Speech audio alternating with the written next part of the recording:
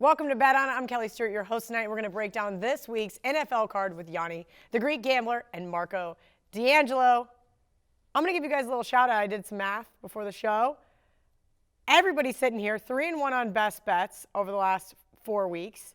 And both of you guys have just absolutely killed your Steam and Trap games. So please make sure you guys follow. Don't just follow for the teaser segment that I know you guys all love, okay? There's more to us than just teasing NFL. Only if you like money.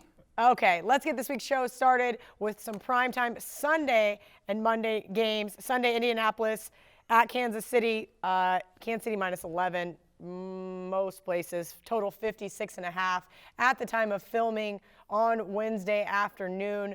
VR, I'm going to start with you here. Please do.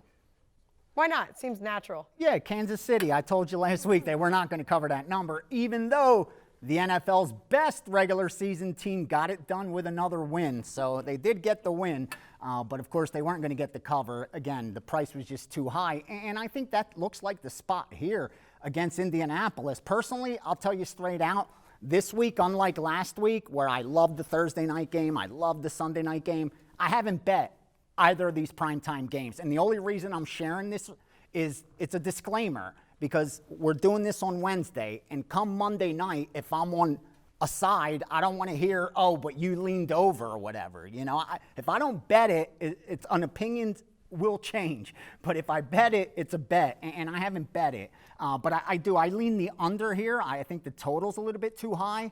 I thought that immediately. And you got the playoff revenge, but again, historically, at least of late, it hasn't been profitable betting that team that got beat in the playoffs. I mean, you know Kansas City is waiting for Indianapolis to come in there with a chip on their shoulder and wanting revenge. So Indy's going to get their full attention, and that's the reason I'm not jumping on this Indianapolis team, even though I do think this number's a little bit higher than it should be. VR, this number's always going to be too high. I had a guy see me earlier that said, oh, you're going to actually bet on Kansas City? I'm like, no, I made the game 10. Why would I bet on 11 with Kansas City? Exactly. Even if they cover, you're laying the 11 to win 10 on a coin flip. And as long as Patrick Mahomes is under center, you're going to be paying a premium to bet the Chiefs. Now, not saying paying a premium is not okay, because we pay it each and every week with the Patriots. And yes, the Patriots have covered at a historic And that's clip. been the outlier, though. Yeah. You see it in all markets where there's something that doesn't make sense. And you see it in the poker world, and they run back and they run all these algorithms and all these programs, and they'll say, oh, this guy was cheating because there's such an outlier, you shouldn't have had those results. And they'll find it. And New England's been that team that's the outlier that's outperformed the market, because remember, bookmakers are even telling you we're adding this. Our line says New England should be 10, we're making them 11.5, 12. They're telling you we're adding this premium. It's not us making it up. But they've still been able to outperform the market. But that's an outlier that's very rare. All right, Marco, your thoughts on Sunday Night Football? Well, first I'm going to say, with our buddy here bashing Mahomes every week, you realize, Kelly, we've got an open invitation to go to Kansas City to a barbecue. One of our followers has invited us, but I don't know if we can take this guy with us. I'm their biggest Did you see fan. my tweet? I got family in Kansas City. We're going to be just fine, okay? They all see my Kansas City hatred all over social media. I love you, but if you're going to cost me barbecue, buddy, I got to draw the line. I just said they're the best team in the NFL regular season. Listen, it is just fine. People need to reel it back in. We don't care about your favorite team. Have they ever won a playoff game? Ever?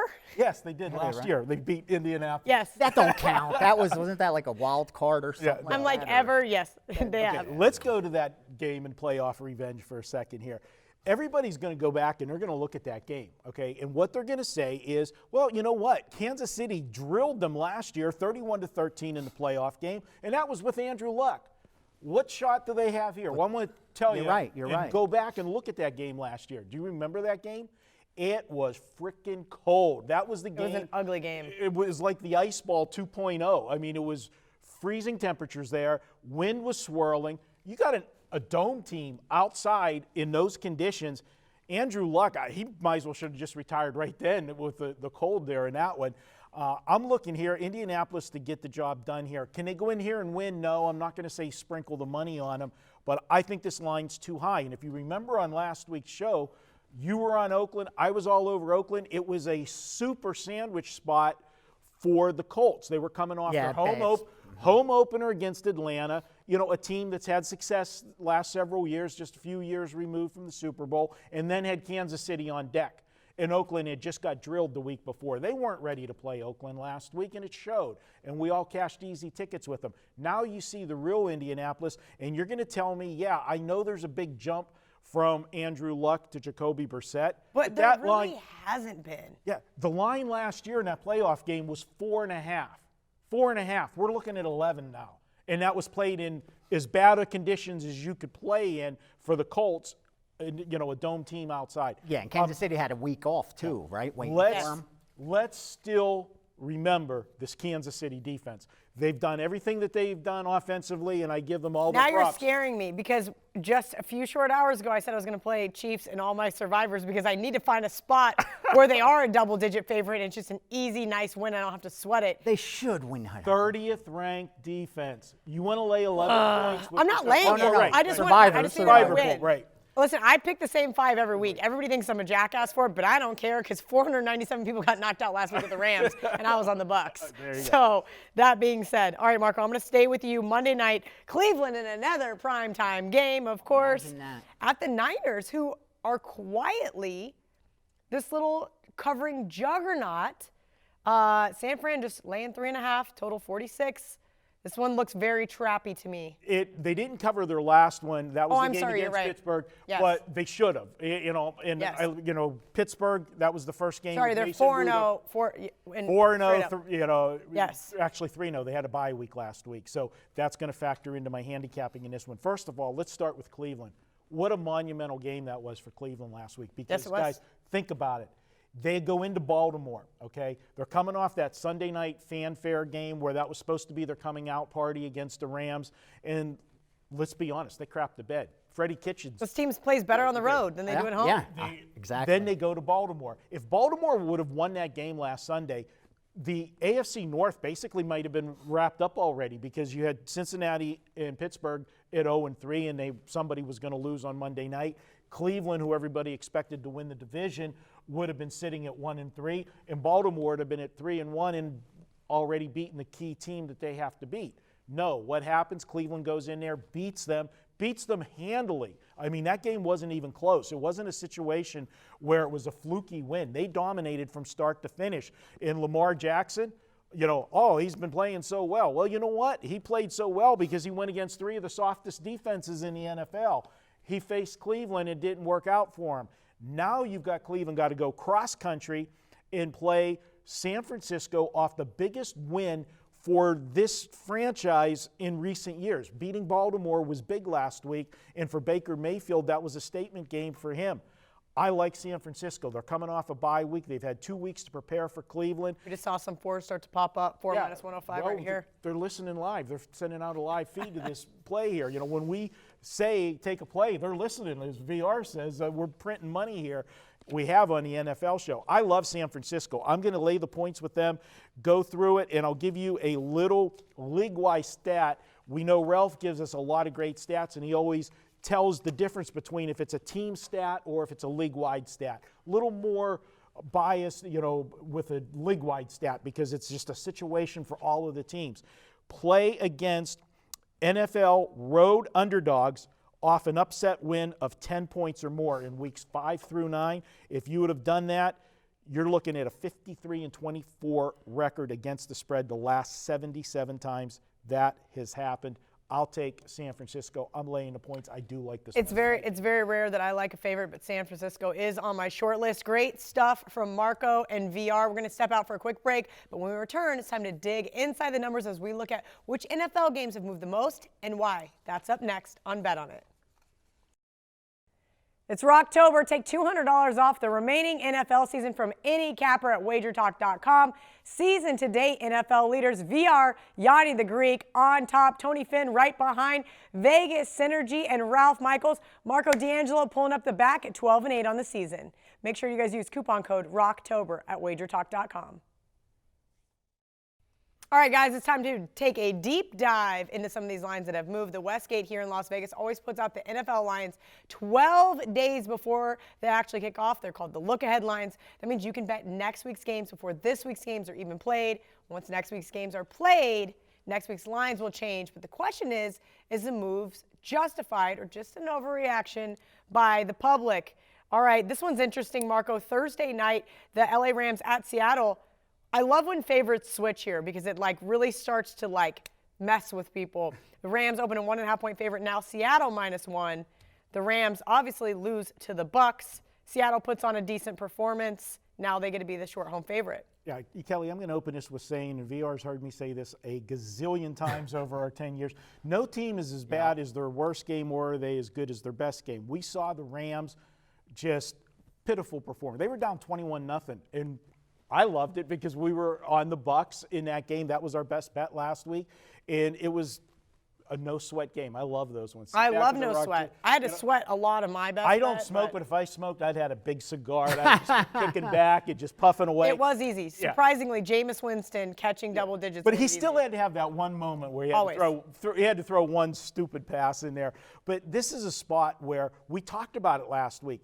The Rams were in an absolutely horrible spot. They were crisscrossing the country the first 4 weeks of the season, played that Sunday night game against the Browns after they played that big game against the Saints. Remember all the hoopla from the NFC Championship game last year, and then had Seattle on deck. Not only Seattle on deck, but Seattle on deck on a short week. How do you get excited for Tampa Bay coming to town? You don't, and that's what you saw. That's what you had from, and you know what, Kelly, I love Coach McVay, but when you have those raw coaches, you see the teams have that up and down more than anybody else. You didn't see back in the day Don Shula coach teams, Landry or Chuck Noll. Steady, they stay the course. You don't go up and down. Well, and that's where you talk about in college, but Bill Snyder is a great example of that. Yeah. He's not a raw coach, so you don't get excited about being in the top 25, which is exactly what we saw happen last week. You come out flat. Exactly. So now this week, the public overreacts. No, this is a total overreaction to the line. And because it is crossed over, you might hear me talking about this in another segment we do later. Ooh, I like it. All right, VR, let's head over to London. The Bears versus Oakland. This one opened Chicago -6, now down to 4.5. Obviously, all of us had the Raiders last week. Very happy they got the outright win, but no sweat on that cover. Are the Raiders a little bit better than we've all been giving them credit for this last couple weeks? No. Listen, we know the whole Chase Daniels situation and why there's an adjustment. So you think that is why, just flat out, there's a 1.5-point adjustment for Chase Daniels off Trubisky? What else could it be? I mean, who's betting Oakland? Fair. Why bet Oakland? That's fair. I don't see any reason to like Oakland. They're 2-8 on the road under Gruden with a -130 point differential. So this team loses by 2 touchdowns on average on the road. And now you're asking them to go across the Atlantic and play? They can't even go across the Mississippi and win. And they're going to cross the Atlantic and get a win? Good thing they got to stay on this side of the Mississippi in Indianapolis this week. So for me, I don't know why the money's coming in on Oakland. I didn't bet Chicago. I don't have a ticket with Chicago in my pocket. But I sure as hell don't have one with Oakland either. So I don't know why the Oakland love. Again, the only thing I could see is maybe the Chase Daniel, but he played last. I mean, it's not like he hasn't I'm not sure that fitted. he's not better. That's why I don't think the drop-off's that much. I think the Vikings did not look great in that game. That defense for Chicago stood up really well, and the O-line was a little bit better than I've seen in the past weeks. And I only got to catch glimpses of it because I had all these dogs barking on all these other TVs. But every time I'd look over, I'm going, wow, okay, Chicago is looking improved, surprisingly. Right. I don't have a drop-off between the two. Oakland cashed for us last week, but I'm in no rush to be back in Oakland. Okay. I watched every play of the Chicago game, and because that was my big 5% play with Chicago. Nice. And I'll tell you what, and I watched it at a Minnesota Viking bar. Well, yeah, but the whole world was on the Vikings. Everybody. And I put him in a world, teaser, that and I bar, was hating everything. I life. was the only guy there cheering, and it's fun whenever you're the only winner. Welcome to my every Saturday and Sunday at Caesar's Palace. Everybody in that entire sportsbook hates me. All right, Marco, New England at Washington, divisional game. New England opened 13-point favorite, now 15.5. That's it. I mean, we're talking about 2 touchdowns here. Now even a point and a half over that. Can you blame them? I'll give you 4 words, okay? First of all, Case Keenum, and then the Washington Redskins, shit show. That's why that is why the line is what it is. I was not impressed by Haskins by any means. Is he going to be the starter in this game? Has he been named the starter yet? This team is so badly coached right now. Gruden's going to get fired. He's the favorite. That's just where I was going. If you want to go one of those places offshore that you can actually bet on which coach is going to get fired first, it's him. And the team is totally they're not organized. And he's not made good comments about Haskins when he's talked about him, in press conferences. I can't back it, and that's why the public's here. I'm not saying New England's the right side, but I'm just saying this is why the line is moved. Maybe Ralph's got some TNA for us about double-digit divisional favorites. The line is warranted for the way the Washington Redskins are playing, but I can tell you a 4-0 NFL team against an 0-4 NFL team, you're never going to make a lot of money betting the favorite. Long term. This one I'm super late to the party on. Tampa Bay at New Orleans. Open New Orleans -6.5 now. 3. I wanted to back the Bucks. I have them on my list. VR, if we're talking 3.5-point line move. It's a huge swing, and I honestly don't think it's really justified other than the fact the Saints just have not played well at home. I mean, this is a team that has. They just won. They beat the Cowboys at home. But 4 field goals. Yeah, but they haven't been crushing it. For losers, you yet remember that Saints home field advantage, how strong it's supposed to be, and it seems like the market kind of caught up on them because it used to be where they just covered. It was bet New Orleans at home, fade them on the road, kind of like with Seattle. There was a couple years there where that's all you had to do. Don't overthink it. And now they're playing a Tampa Bay team where last year the road team won both games. I think over the last 4 seasons they've split where Tampa's won at least one of the games against the Saints. And they're over the last 9 home games for the Saints, they're 2-7 against the spread. So they haven't been crushing it at home. I think that's the only reason I can see. And the bettors got crushed on Sunday night. That was a huge result for the book. There was Money 2 of us just in the kept entire coming area in on that had the Saints. Just and the kept coming in on betting Dallas. Just kept betting Dallas. And I thought it was a great spot for the Saints. I can't take Tampa right now getting only a field goal in New Orleans. I think it's the favorite or pass. All right, Marco, we already kind of touched on this one because it is the Sunday night game. Indianapolis at Kansas City. Open Kansas City 8.5. Kansas City 10.5 now. If you remember the look-ahead line last week, why I liked the Lions so much against Kansas City is because the look-ahead line was 4.5. What did the game land on? 4. I would not be surprised to see this game land on 7, 8, 9, or 10. I know 8's kind of a dead number in the NFL. One of those type of games. We're seeing it up to 11 now. This is where the books are kind of showing their hand, but even those early look-ahead lines, when I spoke with John Murray last week, he said, yes, we want to see where the sharp money comes in. We let him take those little incremental bets, so they're telling us where the market needs to be. That's why we do the look-ahead lines. Yeah, and the public, though, is going to overreact to the fact that Indianapolis got beat by Oakland. They were never in the game. It was a 7-point final score, but they were down 2 touchdowns most of the game and right out of the gate.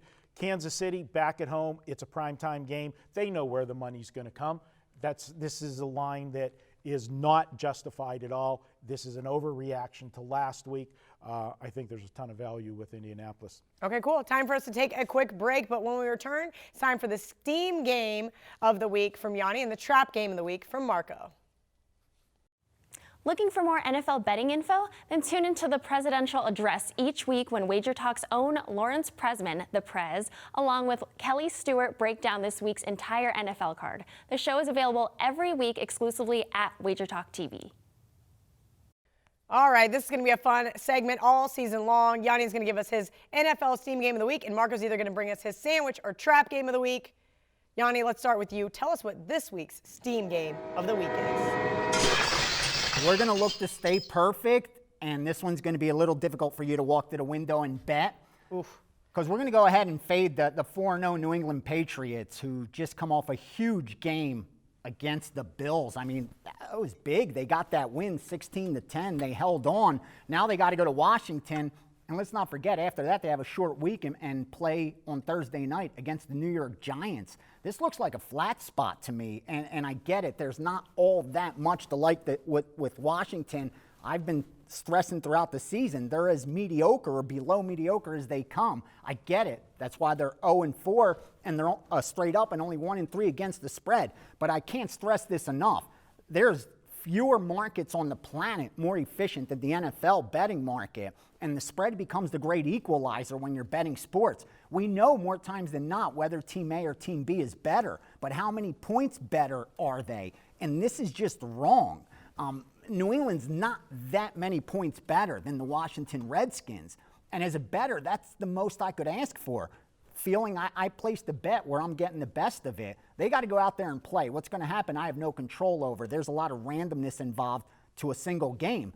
But my job's to make good bets, and I think Washington's a great bet. And the fact that the betting syndicates got behind it, at least two of the groups that I bet for came in and took plus 15, plus 15.5, makes me feel a little bit better. So that's the steam play of the week. See if we could stay at 5-0. All right, Marco, I was wrong before the break. I said you had a trap game. I trapped you. I should have known it was a sandwich game. It's lunchtime. I'm already hungry, and now Marco has sandwiches in the NFL. We have sandwich games. We have the foot-long hoagie games. Okay. This is a triple-decker club sandwich, okay? Does it come with fries? We've got multiple layers on this one. Let's start. We know the ingredients to a sandwich game. We've got to have something from we're looking back and something we're looking ahead. Well, Philadelphia is in the mother of all mother sandwich situations. They're coming off playing a Thursday night game against the Green Bay Packers. Now they come home to play the dismal, pitiful New York Jets. How are you going to get excited about the Jets off of that big game against Green Bay on Thursday night? Oh, and what do you got on deck? We have to go to Minnesota, another team that we're going to have to deal with in the NFC for playoff positioning. So you're coming off Green Bay and you got Minnesota on deck. How focused and serious are you going to be for the Jets, who two touchdowns worth? Eagles got 3 road games coming up in a row. Boom, Dead boom, last in the NFL in offense, the Jets. Well, why are they dead last? Okay, week 1, Sam Darnold, he's got mono. He's out on a football field playing. So that's why he was so bad in the Buffalo game. We find out a day later, whenever they put him, that he wasn't going to play. Then his backup for the Monday night game gets hurt. Gets killed. Simeon, he's out. And they got to come in with Luke Falk, who they just brought off the practice squad or whatever, brought in, had to come into the game early in the game, no reps in practice, got to play on Monday Night Football, limited playbook. He was atrocious. And then what happens the next week? They got to come off a Monday night game and play on a short week and play who? The New England Patriots? Come on, the Jets are bad, don't get me wrong. But are they this bad to be warranted this number? No way. Now what happens? They've got a bye week. Normally a bye week early in the season is not a good thing. You want to have that bye week later in the season when you're banged up, you need to heal some players, get that, recharge the battery, so to speak. But in this case, this was the best thing that could happen to the Jets. Gives them 2 weeks to get Falk ready to play football. Have a playbook and a game plan devised for his strengths in this game. And let's not forget, Philadelphia, as good as they looked last week, this is a team that their defense sucks. Defensively, Philadelphia is ranked 21st in the league. They're allowing 6.2 yards per play. Granted, the Jets, you're going to say they're not going to be able to exploit that, but this will be the best edition of the Jets you've seen this year with 2 weeks to prepare. Know who your quarterback is, have a game plan designed for him, and we're going to catch a fat and sassy Philadelphia team that's looking ahead to next week. So this is, for me, this is the club sandwich of the week. We're taking the Jets. It's ugly. Hey, you know what? Doesn't matter. Whenever they cash, they all cash the same. I'm playing both of those, and I'm not watching either game. Time for us to take a quick break, but when we return, it's time to walk the dogs. Barking Dogs is up next. Every Monday at WagerTalk.com, all plays are just $9. This even includes top-rated 5% plays, which normally sell for $40. There's no better day to get winning picks than $9 Mondays at WagerTalk.com and our sister site, SportsMemo.com. Welcome back, guys. You know this is my favorite portion of every show because I love the underdogs. We know Gianni likes to have that little sprinkle on the money line. So we're looking for barking dogs this week. 7 outright underdogs, I think, cashed last week. I don't have it right in front of me with the schedule. Holy hell, what a monster week. I don't really love any underdogs this week, you guys. Maybe I'm a little gun shy after what a monster week that was. It's a tough week. It is. It really is. Slim pickings. It is. But Marco, I'll go to you first. Who's your underdog this week? Well, we're going to go to an ugly barking dog. Going to take a look at the Atlanta Falcons. And I know you're saying, how are you saying they're ugly? Well, if you've watched them play this year, they've been ugly. This is a team that I have never seen. Please read my notes for this week. Atlanta Falcons equals trash. You are not betting this, Kelly. And now here's Marco trying to convince me I need to bet this team. They're putting up big yards. They had over 400 yards again last week, but yet somehow they didn't manage to not only, they didn't win the game, they didn't cover the game, they keep finding ways to lose. And now at 1-3, their season's slipping away. The only reason that I can go ahead and break my cardinal rule of taking Atlanta here is they are on the road, but they're going to be playing in another indoor stadium. So you don't have that outdoor factor for an indoor team. And the fact that probably the best reason of all, the team they're playing is coached by Bill O'Brien. Oh, I love fading Bill O'Brien laying points. This guy, I just don't know what he does. You want to talk about Atlanta being a team that's underachieving with a lot of talent. You look at the running backs, you look at quarterback, you look at Julio Jones on there, Matt Ryan. This team should be scoring a lot more points than they are. Are you concerned at all about Matt Ryan being 100%? He just seems very un-Matt Ryan-like this year. I think that Father Time's catching up to Mary. He's been around a while. I mean, people say the same thing about me, Marco, but I think I'm still trucking right along. You are Minty on deck, warm up in the bullpen. Minty's in the bullpen. Oh, no. Sorry, I couldn't resist that. You opened yourself up for that one. Listen, I teed that up. That's fair. Okay, hit it out of the park. And I know you've had some batting practice this week, too. Oh, my God. Yeah. Let's not. Say that for social media. Okay.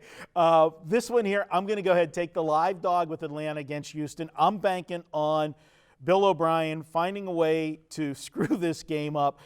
Here's a little stat for you on Bill O'Brien as head coach of the Texans. When he's facing a good offensive team, a team that's averaging 375 yards or more, since he's been the head coach at Houston, he's just 5-13 against the spread. I'm going to go ahead, take Atlanta. Atlanta, 6 turnovers in their first 2 games. That's part of their problem. They did get the turnovers cleaned up, but it still hasn't resulted in wins. The last week, they only had 1 turnover, but still it was a horrible game for them. But we're going to look for them to bounce back. I think you're getting some line value here. Number 10 offense in the league with Atlanta. All right. Let's hope you're right, Marco. That one's going to be ugly. I feel like all of these games I'm just not even going to watch. I'm just going to, I don't know, go hiking or something on Sunday instead of watching the NFL. VR, tell me who your barking dog is this week. Yeah, I was going to go right away to Pittsburgh because we know when they play Baltimore, the line's usually the home team's -2.5, 3. It's always the same. And here it is. And the line doesn't even matter. These two are going to battle it out, whether you're home or away. It's usually a coin flip. So my mind went to Pittsburgh, but I think even better is the Denver Broncos to finally What? I made a joke about that. Denver Broncos, to finally get a win in the soccer against stadium. my Chargers, who, again, I have a lot riding on the Chargers' future, and I'm telling you now that this is a game that Denver can win. 0 home field advantage for the Chargers. None. They have none. No. I mean, this is statistically significant, proven. They're based on home points that they score compared to their opponent. If you compare that to their road score, this team has no home field advantage. So I think Denver's live here, man. I really do. I mean, did you see John Elway's quote? I feel so good about our team. Getting plus 250.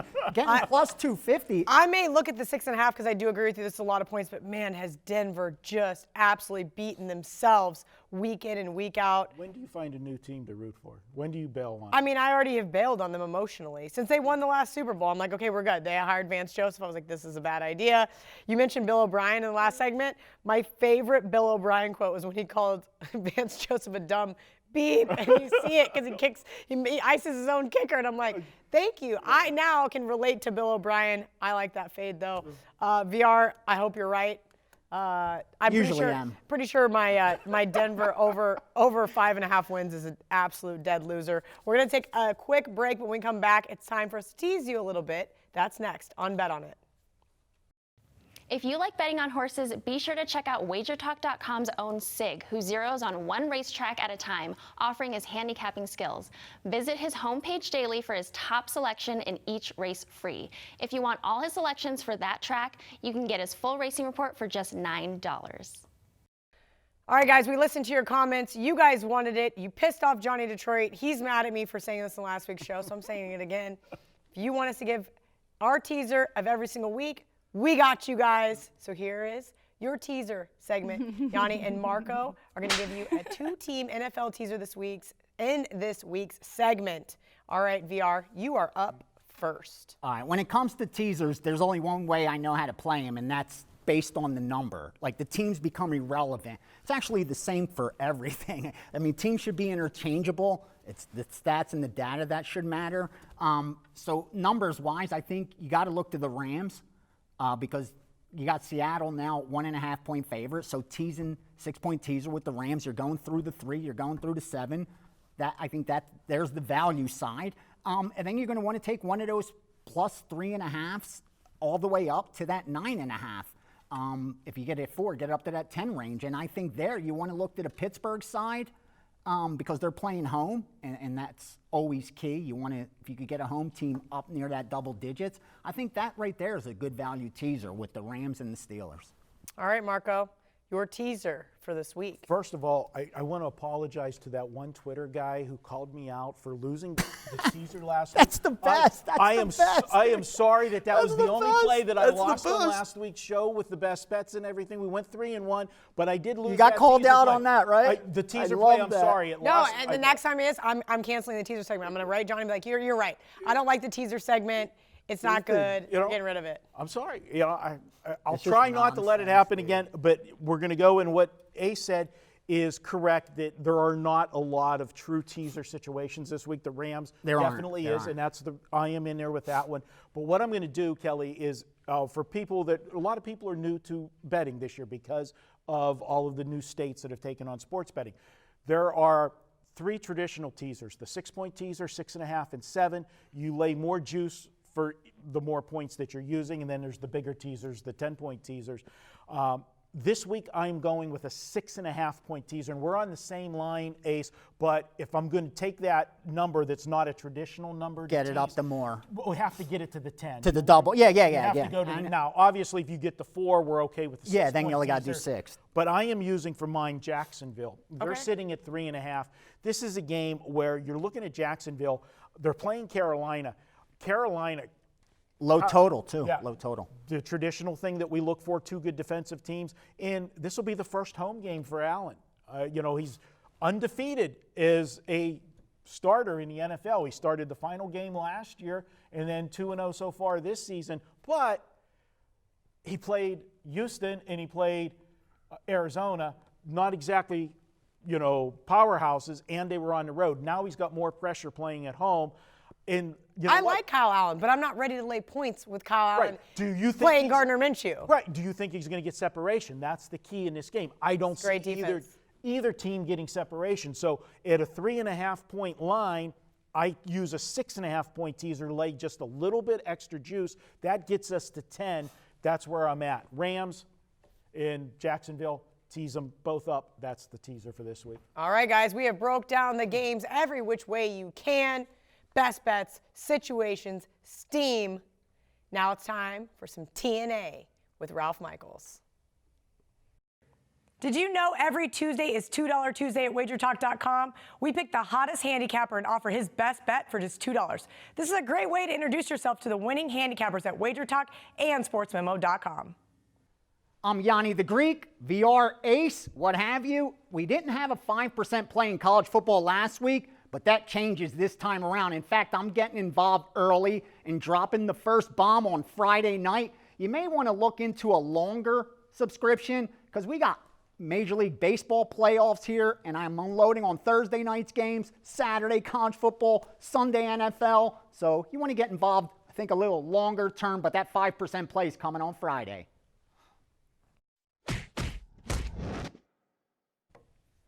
It's TNA time. Welcome back to Bet On It. It's one of our more popular segments with Mr. Ralph Michaels.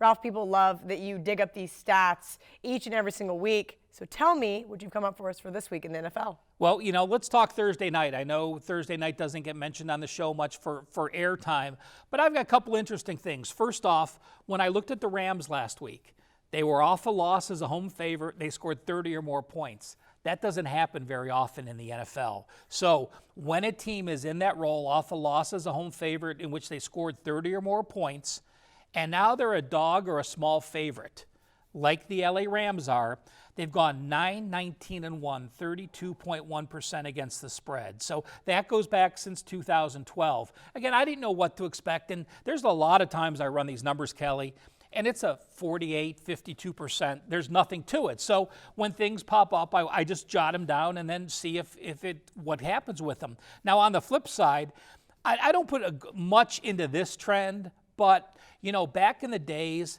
we used to look at teams after they played Pittsburgh or Baltimore, after they played physical defenses, how teams did the next week. Well, there's no question the worst team in football the last 2 years has been the Arizona Cardinals. Teams that played the Arizona Cardinals in their last game have gone 24-6-4 against the spread, 80%. That is Seattle. So we have two trends for Thursday night. One says fade the Rams, one says to take Seattle. That's interesting. I don't really have a big opinion in that game, but man, those are some nice trends, Ralph. Okay, so last couple of weeks we've seen some bye weeks start to happen. Talk to me about teams either going into a bye week, coming off a bye week. I have a couple things coming off a bye week, which, I take that back. That's in college football. NFL bye weeks start this week. Last week. The Jets in San Francisco yes. were on. So you are right. There are teams coming in and off of a bye now. So the first I looked at, teams that scored 14 or less into a bye. Teams had a poor performance going into your bye.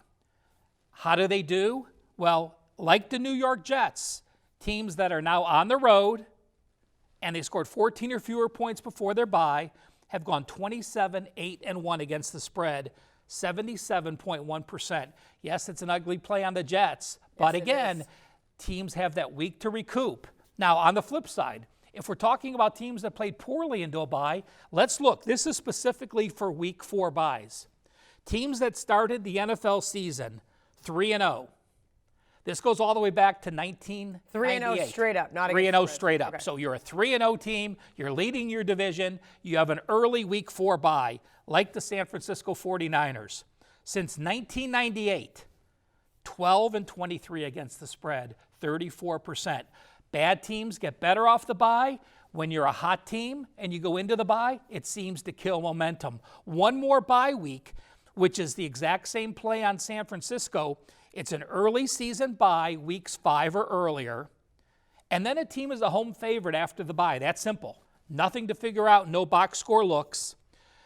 14-26 over-under, 65% to the over-under. And can you rationalize it? Well, sure.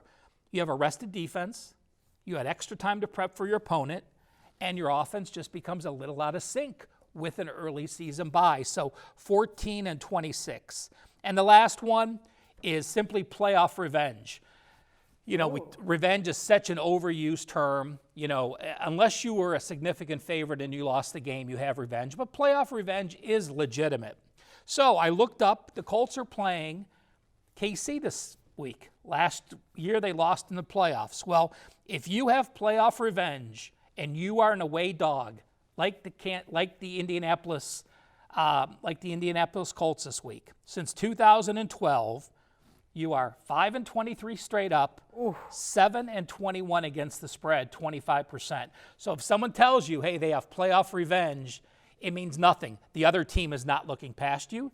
The other team knows you are a playoff team from last year. The other team knows they're going to get their best shot from you, and they are just as focused. All right, Ralph, great stuff. As always, it is time for our last break of the show. But when we return, it's best bet time. Want up-to-the-minute scores and odds direct from Las Vegas? Then check out our WagerTalk odds page. You'll get all the latest lines along with moves as they happen from all the biggest books in Las Vegas, including Westgate Superbook, Circa, Golden Nugget, Wynn, Stations, CG, and South Point, just to name a few. Best of all, it's absolutely free. Hey guys, I'm killing it in college and pro football, going 23-8 the last 3 weeks with all of my plays, increasing my clients' bankrolls by over 53% in just 3 weeks. My famous 5% major wager plays, well, they've now hit 5 weeks in a row after winning our 5% this past Saturday. Baylor +3, a 23-21 outright winner. Going back to last year, we're now 9-1 with our last 10 college football 5% major wager plays. I even released my first 5% of the NFL season last Sunday when the Chicago Bears -1 got the money 16-10.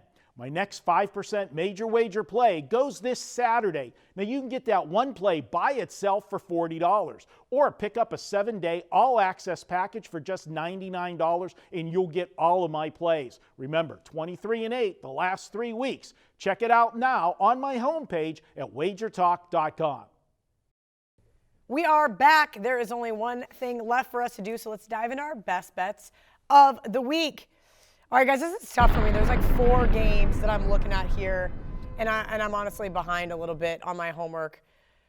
Normally, I have everything done by Wednesday morning, but this week I was like, you know what? Take a little bit of time, let some things gel. The NFL was so good last week. I didn't want to overreact to anything. College was a little bit different, and I spend more time working on college. But I'm going to lay the points here with Cincinnati. Call me crazy. I got eaten alive on social media on Monday night for that one. Andy Dalton marches right downfield. They get the field goal, and then they do nothing after that. But as we've seen historically, you're off an ugly loss at Pittsburgh Monday Night Football. Teams tend to bounce back. The public remembers what they saw last. Ross is on IR, which does concern me. But this is such a short number for this Cincinnati team to take advantage of really a not very good Arizona squad. We know we've seen Arizona have some moments of greatness, but the short number here with the Bengals is intriguing for a bounce-back game. All right, VR, who are you going with? Yeah, listen, this week, to me, these two look, they're scary to pick. I gave you this theme play on the Washington Redskins, double-digit home dog in the NFL. We're going to go with another double-digit dog here, and that's the New York Jets. I know they're not at home. And they're on the road, and I get it. Of late, over the last couple years, it hasn't been as profitable or even profitable as years back where we knew if you take a dog of higher than 8 points or so in the NFL, there was a good trend for a while. But again, markets correct themselves, and the NFL is one of those markets that does so very quickly. Here's the situation with the Jets. Still undecided if Darnold's going to get the go because he got the green light to practice this week. So we're going to find out probably within the next 24 to 48 hours whether he'll be under center. But with Darnold or without, I think this is a great spot for the Jets to get the cover. Eagles were in a do-or-die situation last week on Thursday night against the Green Bay Packers. They lose that game on the road, they're 1-3, they're done. I mean, it's going to be very difficult for them to compete in the NFC at 1-3. They're 2-2. I think you get to exhale a little bit, and when you get home and you look at that schedule and you're like, we got the Jets coming in, whew, that's good. Because then we go 3 straight weeks where we're going to Minnesota, we're going to Dallas. They got a tough schedule coming up. So I think not that they're not going to, play or show up and they don't have the talent to do it, but I think the Jets with extra time to prep, being so embarrassed, averaging 11 points a game in the NFL, I think you could only move in one direction, and that's up. You're not going to regress anymore. So for me, I think this line's out of whack. Again, in the NFL, in any given week, we should not see 2 teams given more than 2 touchdowns as favorites. It just doesn't make sense. What happened to parity? That was the bragging point of the NFL. Parity, parity, parity. How's it parity when you got a road team giving 15.5, 16, and then another home team giving 14.5 or so? Take the Jets, and you already know I like Washington. 2 big, ugly dogs. Let's keep the streak going. Woo. All right, I'm with you, VR. Marco, I'm not sure I'm with you on your best bet. What about Danny Dimes? I fear him. Real quick before you say, and that's why I said last week, if you remember, there could be an overreaction to Danny Dimes. That's why I stayed away, because it looked like so much excitement against him. But remember, I also said we may also be wrong, and the market may not have even caught up yet, and there may be people that say, what, are you kidding me? He's so much better that we're getting the Giants at a discount, and that may prove to be the case where the market hasn't caught up with how good this kid is. But historically, we're usually the reality usually comes to the surface. The Giants defense got to benefit off 3 turnovers from Haskins. Yeah, that doesn't hurt either. Let's put it that way. In the Giants defense that I so thought. go ahead. The floor is terrible. yours, sir. Oh, the floor is this yours. is my best bet. The floor is yours. Okay, thanks. Thanks, Kelly. Okay, hi guys, how you doing? Remember me? I'm the Rodney Dangerfield here on the show. All right, guys. Danny Dimes. You know what? I could look good going against the Tampa Bay defense and the Washington defense. It's been getting shredded every single week. Except Guys, relax. Relax. Yes, he's an upgrade over Eli, but come on. He had 2 bad defenses. Now he is going to be facing the best defense he has seen. Probably the best defense he's ever seen. Go back to the college days. Nobody other than Clemson in the ACC who plays defense. You look at this one, Minnesota. Hey, you know what? I was on the right side of Minnesota last week. I went against them, and that was because I was fading Kirk Cousins. Well, why am I fading him this week? Because he's not going against the Bears defense. They were swallowing him alive last week. He's going to go back there and look around. He's going to have a sandwich. He's going to have a sandwich. He's going to say, hey, let me have Marco's sandwich game of the week here while I got so much time to throw the football against this Giants defense. Danny Dimes, yes, they were pumped up. Don't forget, that was the first time he started at home. So there was that electricity for him. This is, the new era beginning. I'm in agreeing. I agree. He is going to get a dose of reality this week. And let's not forget, he's got no Barkley. You're going to be going against a defense like this, and you don't have a solid running game to try to slow down that pass rush? Forget about it. I like Minnesota here. I'm rolling with this one. Minnesota defense, number 6 in the league at 5 yards per play. Giants offense, yeah, they're ranked 7th right now. But again, go back and look at who they've played so far, the Giants, in their lineup. The only good team, they played Buffalo, but that week they shot themselves in the foot with the turnovers. And everybody's given Danny Dimes Marco, I completely agree with you. I think the general public they've had 6 turnovers in the last 2 weeks. And see you getting 5, and this is going to be home dog, the ugly underdog, the public underdog of the week. I don't make a habit of laying road chalk. I do have my questions about Kirk Cousins, but I got to agree with you here. I do too. I think them and what's it called, Arizona and Buffalo. I mean, Buffalo, if plays. If it doesn't, if the backup ain't in, I think Josh Buffalo. Allen. The other thing that people that say, and I was on the bandwagon saying I don't like Kirk Cousins, but I always say it, when you have a good running game, it's going to make an average quarterback better. Okay, and that was my key for going against them last week because they weren't going to be able to run the football with Dalvin Cook against the Bears defense. They're going to be facing the Giants defense that is ranked 28th in the league, 28th in the league overall, 6.5 yards per play they're giving up.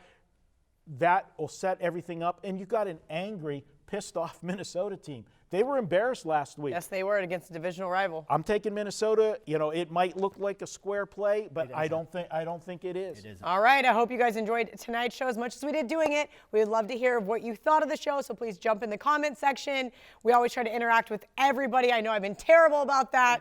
You can always just tweet me how bad my plays suck. That's always more fun. Make sure to give us a thumbs up. Hit the subscribe button. There's a little bell in the right-hand corner. That way you guys will always be the first to know when next week's show is out. Till next week, let's bet on it.